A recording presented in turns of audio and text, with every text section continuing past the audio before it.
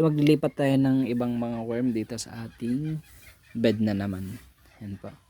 So hindi ko na ano masyado tong mga worm na to. Kasi ang daming maliliit, kaya ganyan na lang. Sinama ko na pati yung kanilang tae. Ano, sobrang daming maliliit kasi. Yan mga kabakyard. So igaganyan ko lang siya. Oh, di ba? Sobrang daming maliliit, pero hindi ko pa na-harvest yung isang bed kasi. Parang partial lang to. So, ito yung kanilang lilipatan. Tapos dito naman sa kabila. Ito yung kanti dyan.